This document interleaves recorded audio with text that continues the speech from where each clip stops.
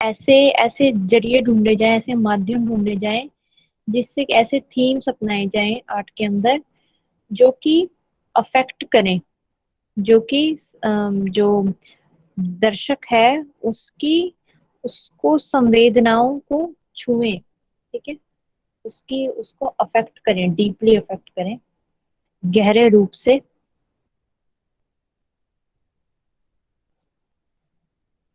और इसने आर्ट को आगे डिफाइन भी ऐसे किया है कि आर्ट कुछ नहीं है बल्कि एक मीडियम है, कम्युनिकेशन का एक मीडियम है।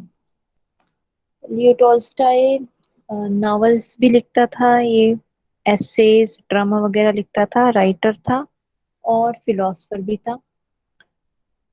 उस टाइम की सोसाइटी के अकॉर्डिंग इसने अपनी आर्ट की थ्योरी दी। हालांकि ये खुद भी एक जैसे कि कैपिटलिस्ट फैमिली से ही था, पूंजीवाद, जो पैसे वाले लोग होते हैं, बिजनेसमैन टाइप। लेकिन बाद में इसने अपना सारा पैसा वगैरह जो भी इसकी वेल्थ थी वो गरीब लोगों में बांट दी और अपना सिंपल लाइफ लीड करने लगा।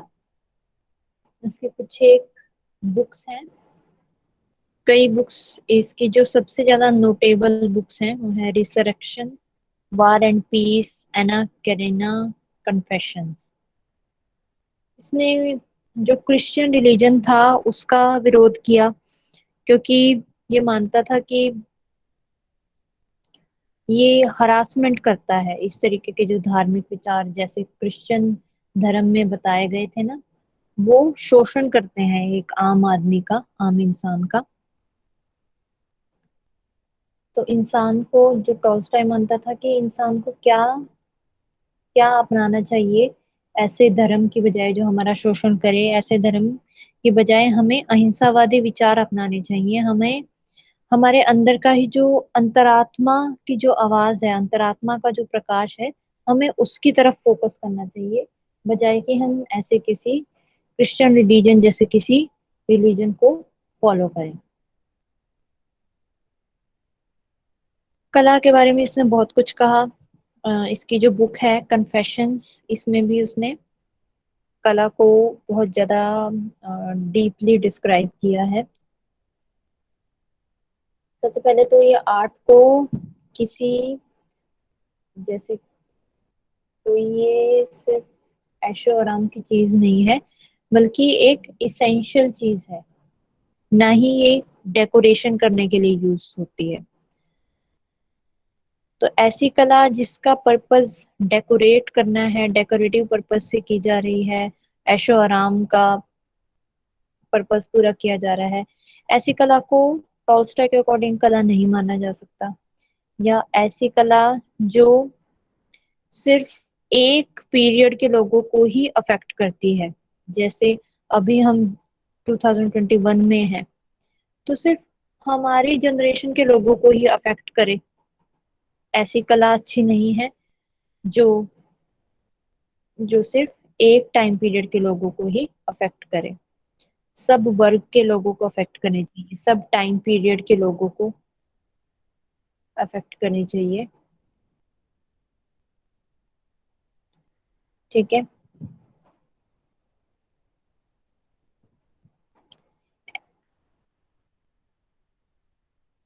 और दूसरा उसमें शुभता का भाव होना चाहिए, जैसे जो ये प्लेटो बताता है ना, सत्यम शिवम सुंदरम, इंडियन फिलोसफी के अकॉर्डिंग होता है।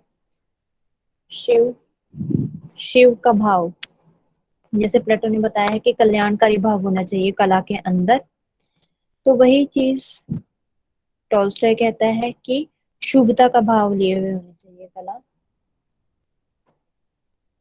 ये मूलभूत आवश्यकता है, कोई डेकोरेटिव चीज नहीं है। अगर डेकोरेटिव आर्ट अगर है तो उसको आर्ट नहीं कहा जाएगा, उसको क्राफ्ट की कैटेगरी में रखा जाएगा। ठीक है। Art is something which affect people, और आर्ट फॉर आर्ट सेक के खिलाफ था ये, जो मूवमेंट था उस टाइम का एक अलग से, कि आर्ट को सिर्फ कला को कला के लिए किया जाए, उसके लिए कोई अलग से पर्पस ना रखा जाए। जिसके जो फाउंडर्स थे, इसके विचारक थे रोजर फ्राई और क्लाइव बेल, तो उससे विरोधी विचार था इसका, टॉल्स्टॉय का। इसमें कुछ एक पॉइंट्स बताए हैं जो आर्ट की सक्सेस बताती है। अब देखो, इसने जो जैसे जिन वर्ड्स में डिफाइन किया है आर्ट को, कि आर्ट क्या काम करती है, कम्युनिकेट करने का काम करती है ना। कलाकार के जो खुद के जो विचार हैं वो ऑडियंस को, कॉमन पब्लिक को कम्युनिकेट करे। लेकिन कम्युनिकेट ही करना है तो वो लैंग्वेज में भी कर सकता है, सिंपली बता के, है ना। तो आर्ट का क्या काम रहा? आर्ट का काम यहाँ पे ये रहा कि आर्ट एक ऐसा एनवायरनमेंट क्रिएट करता है जो देखने वाले हैं वो उससे डीपली अफेक्ट होते हैं। ठीक है, देखने वाले के अंदर अगर संवेदनाएं होंगी तो वो उससे जरूर भावात्मक महसूस करेगा, इमोशनल महसूस करेगा। आर्ट इस तरीके से अपने ऑडियंस का point of view, opinion change कर सकती है। ठीक है, इस नजरिए से, जैसे कि अगर ये मैसेज फैलाना हो कि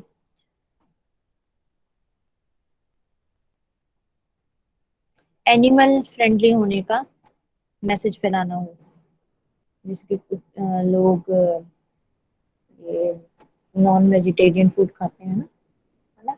तो आर्टिस्ट इसी मैसेज को फैलाने के लिए इस तरीके के विजुअल फील ऐसे ऐसे विजुअल्स क्रिएट करेगा कि जो नॉन वेजिटेरियन भी होगा ना, उसका भी